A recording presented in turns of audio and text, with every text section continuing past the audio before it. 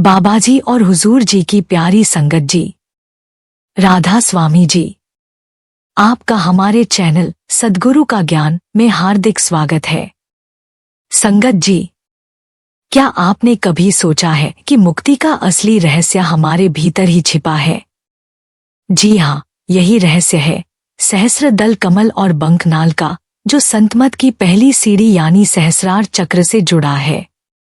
संगत जी, आध्यात्मिक यात्रा बाहर नहीं, भीतर की ओर होती है।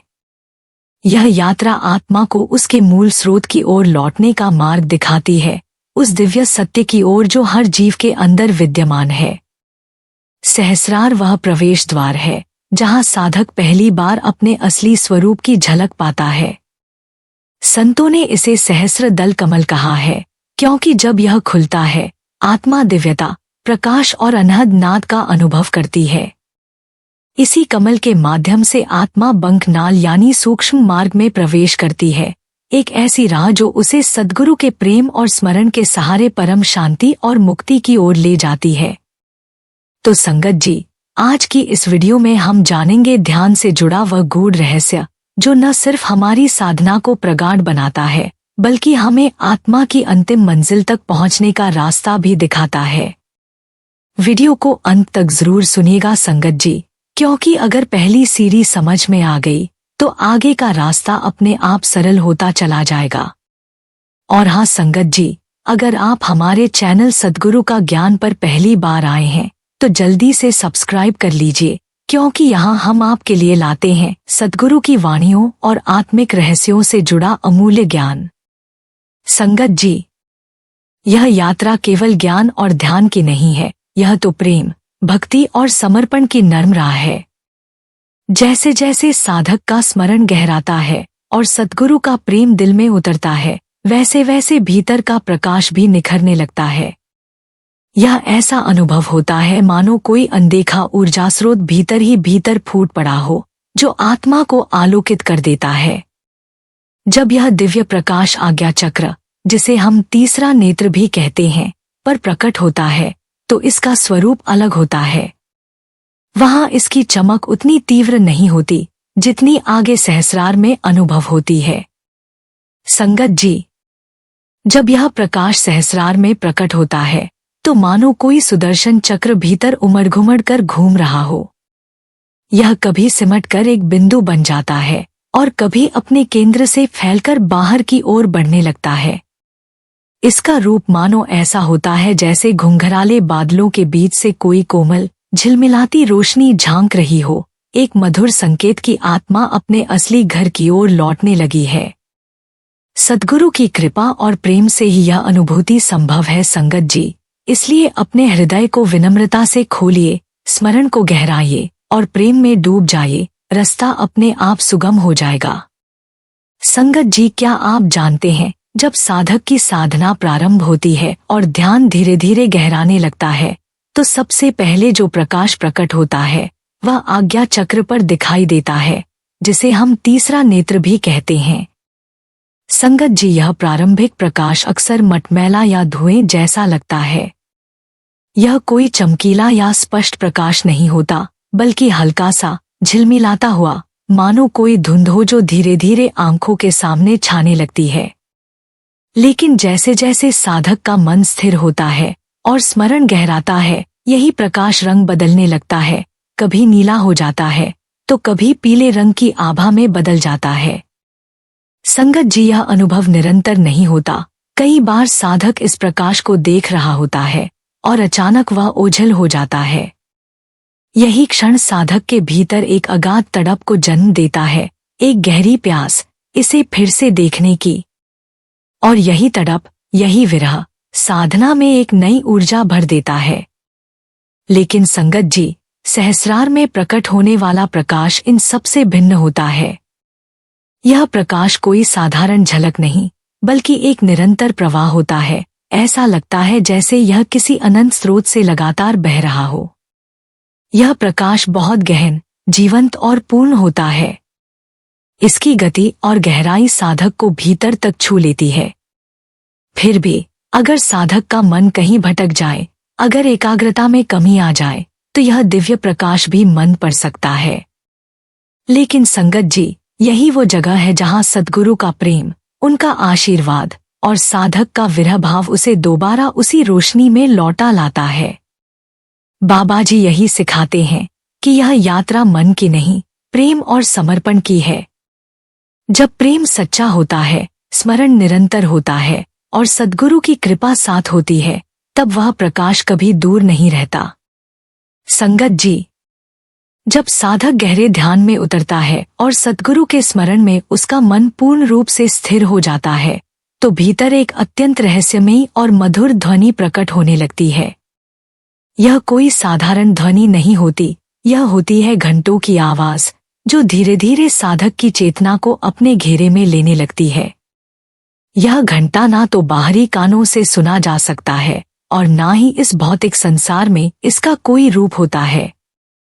यह भीतर आत्मा की गहराइयों में गूंजता है, जैसे कोई अंतरतम की पुकार हो, जो आत्मा को उसकी भूली हुई पहचान की याद दिला रही हो। मानो कोई कह रहा हो, तू यहाँ की नहीं है, तू अपने शाश्वत घर की ओर लौट रही है। संगत जी, यह दिव्य ध्वनि साधक के अंतर्मन में एक ऐसी शांति और आनंद भर देती है जिसे शब्दों में बांधना कठिन है। यह कोई क्षणिक अनुभूति नहीं, बल्कि आत्मा के भीतर से उठती हुई स्थायी शांति होती है। वह शांति जो इस संसार की किसी वस्तु, व्यक्ति या परिस्थिति से नहीं मिल सकती। जब यह घंटा निरंतर सुनाई देने लगता है, तो समझिए कि साधक सहस्रार चक्र के उस दिव्य मंडल में प्रवेश कर चुका है, जहां आत्मा अपनी असली प्रकृति, अपने शुद्ध और अमर स्वरूप का साक्षात्कार करती है। यही वह स्थान है जहां ध्यान एक साधना से आगे बढ़कर एक अवस्था बन जाता है, जहां साधक और साधना एक हो जाते हैं। यह अनुभव आत्मा के लिए कोई नया अनुभव नहीं होता, बल्कि वह स्थिति होती है जहां वह पहले भी रह चुकी होती है, प्रेम, प्रकाश और नाद के शाश्वत घर में।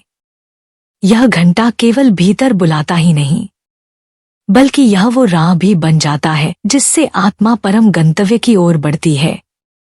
संगत जी, संत कबीर साहब ने अपने अंतर्यात्रा के अनुभवों को जब शब्दों का रूप दिया, तो उनकी बाणी साधकों के लिए केवल पंक्तियां नहीं, बल्कि आत्मा को जगाने वाली ज्योति बन गई। कबीर साहब के शब्द सीधे हृदय में उतरते हैं, बिना किसी जटिलता के, बड़ी ही सहजता और आत्मीयता से। उन्होंने जिन आध्यात्मिक मंडलों का वर्णन किया है, उनमें से सहस्रार चक्र का चित्रण विशेष रूप से ध्यान देने योग्य है। कबीर साहब की वाणी में सहसरा का वर्णन इतना जीवंत, इतना सजीव है कि जो साधक उसे पढ़े या सुने, वह स्वयं को इस पवित्र यात्रा का सहभागी अनुभव करने लगता है।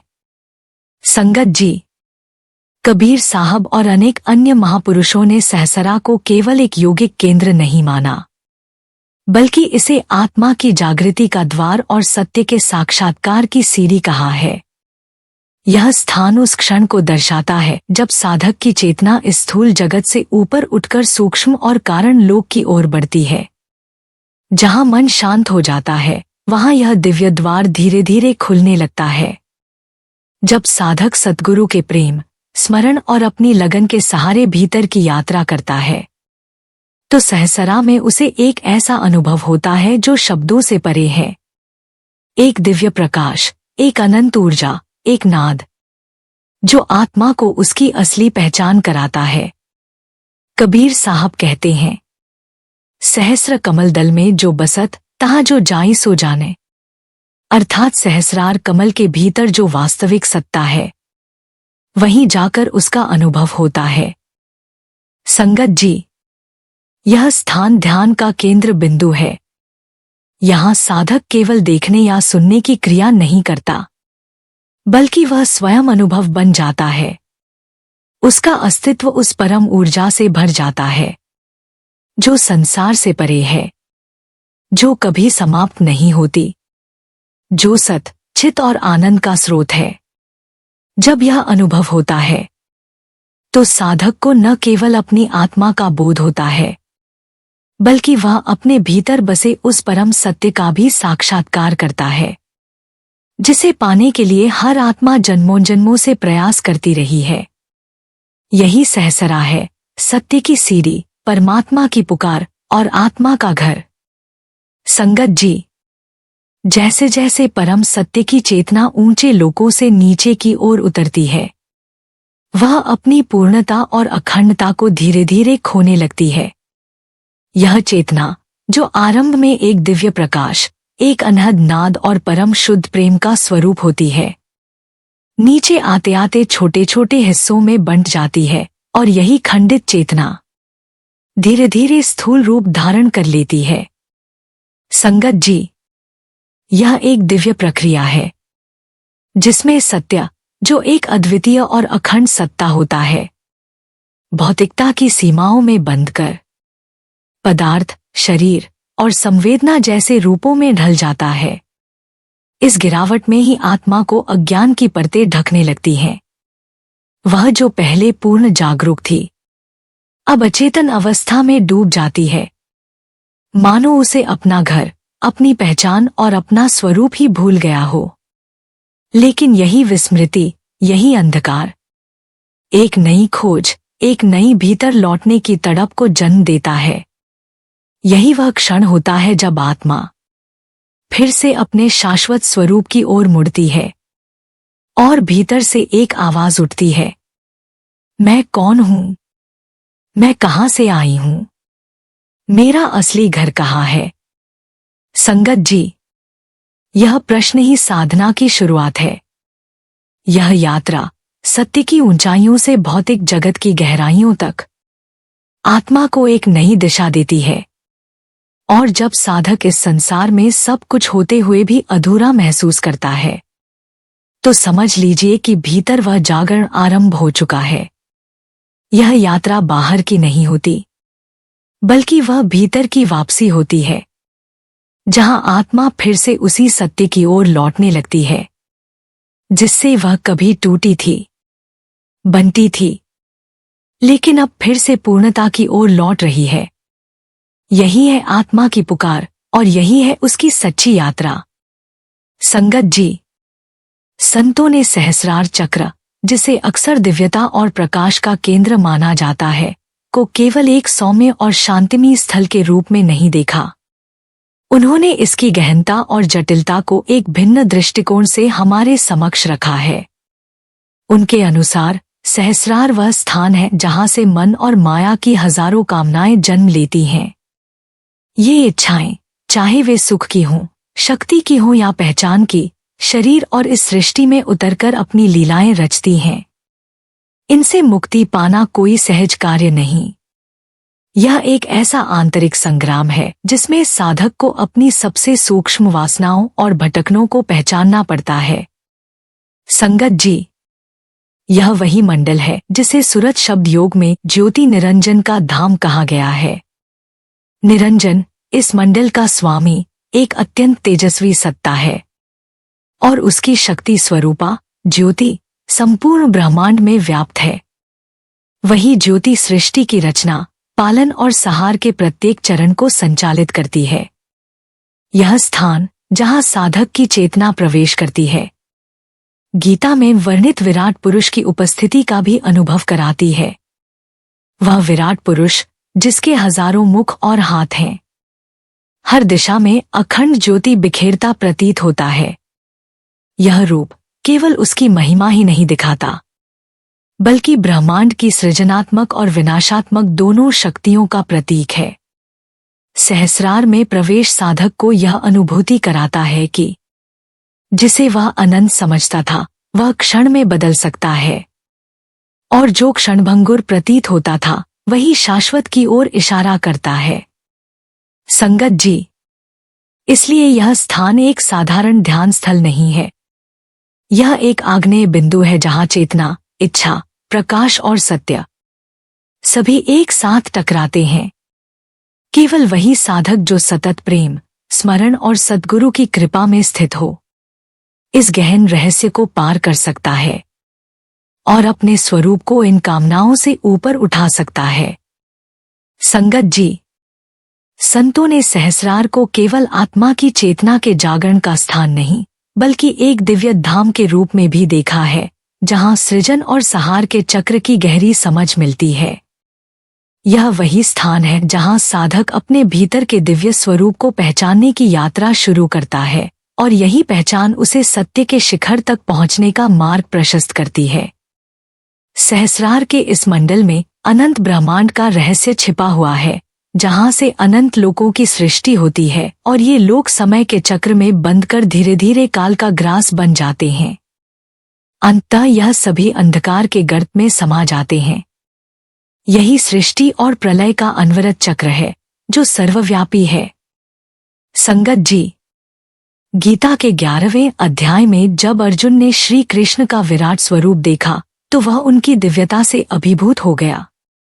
इस विराट रूप में अनंत प्रकाश, शक्ति और ज्ञान का उद्घाटन हुआ था, लेकिन इसके साथ ही विनाश के दृश्य ने अर्जुन को भयभीत भी कर दिया। अर्जुन ने इस अनुभव को देख आत्मसमर्पण किया और भगवान से प्रार्थना की कि वह अपने सहज और प्रिय स्वरूप में लौट आएं। यह अनुभव सहस्रार के मंडल में आत्मा के प्रकाश से साक्षात्कार के समान है, जहां साधक दिव्य प्रकाश और संगीत का अनुभव करता है। संगत जी, जब साधक अपनी सूरत, आत्मा को सहस्रार के मंडल में स्थापित करता है तो वह उस दिव्य प्रकाश और अनहद नाद में तल्लीन हो जाता है। यही वह क्षण होता है जब आत्मा अपने मूल स्वरूप से जुड़ने का वास्तविक अनुभव करती है। यह एक अनोखा और अद्वितीय अनुभव है, जो साधक को अपनी अंतरात्मा की गहरी समझ और शांति तक पहुंचाता है। संगत जी, सहस्रार के इस अद्भुत और दिव्य स्थान पर आत्मा एक गहरे प्रकाश में लीन होकर परम आनंद का अनुभव करती है। यह वह अवस्था है जहां साधक को अपने भीतर की शांति और दिव्यता का बोध होता है, और वह एक साथ सतत आनंद का अनुभव करता है। लेकिन जैसे जैसे ध्यान गहराता है, एक और पहलू प्रकट होता है, जो साधक के लिए बहुत ही रहस्यमय और चुनौतीपूर्ण होता है। यह एक ऐसा पहलू है जो अंधकार से भरा हुआ होता है। कभी कभी साधक अनुभव करता है कि वह दिव्य प्रकाश और ध्वनि जो पहले उसे आभायुक्त कर रही थी, धीरे धीरे लुप्त हो रही हैं, और उनके स्थान पर गहन अंधकार फैलने लगता है। यह स्थिति साधक के लिए मानसिक और आत्मिक दृष्टिकोण से अत्यंत चुनौतीपूर्ण हो सकती है, क्योंकि अंधकार में चुप्पो और एकाकीपन का एहसास होता है। संत मत में इस अंधकार को बंकनाल का मंडल कहा गया है। बंकनाल का अर्थ है एक टेढ़ी और मुड़ी हुई नली, जो नीचे से झुककर फिर ऊपर चढ़ती है। यह नली इतनी सूक्ष्म होती है कि चेतना को इसमें प्रवेश करना और इससे पार होना अत्यंत कठिन हो जाता है। यह अंधकार, बंकनाल का मंडल, साधक के लिए एक कठिन परीक्षा होती है, जो उसकी मानसिक एकाग्रता, धैर्य और आत्मविश्वास को पूरी तरह से परखता है। लेकिन यही वो क्षण होता है जब साधक को खुद को और अपने इरादों को पूरी तरह से स्पष्ट करने की आवश्यकता होती है। संगत जी, यह यात्रा उन साधकों के लिए होती है जो सच्चे प्रेम, ध्यान और समर्पण से इस बंकनाल के मंडल को पार करना चाहते हैं, और केवल वही साधक इस रहस्य को समझ पाता है, जो अंधकार को भी दिव्य प्रकाश का एक अंग मानता है। संगत जी, यह बंकनाल का मंडल एक गहरे और रहस्यमय अनुभव का स्थान है, जहां मृत्यु और अंधकार को पराजित कर आत्मा अपनी दिव्यता को पुनः प्राप्त करती है। यह वह स्थान है जहां सृष्टि के हर रूप और हर रचना का अंत होता है, और सब कुछ चेतना के अचेतन समुद्र में समा जाता है। यह प्रलय का वह क्षण होता है जब ब्रह्मांड की सारी शक्ति और सृष्टि एक नए रूप में शरण लेती है। बंकनाल का यह अंधकार केवल एक परीक्षा नहीं, बल्कि एक गहरी आध्यात्मिक प्रक्रिया है। यह वह स्थान है जहां मृत्यु और महाप्रलय का सामना करना पड़ता है, और यहाँ पर साधक को एक गहरी आंतरिक यात्रा का सामना करना होता है। वह अपनी आत्मा की असल पहचान और दिव्यता के इस गहरे, गूढ़ अंधकार में खोजता है। लेकिन संगत जी, जो साधक इस मृत्यु को जीत लेता है, वह न केवल मृत्यु से पार हो जाता है, बल्कि वह सच्चे जीवन और अनंत आनंद का अधिकारी बनता है।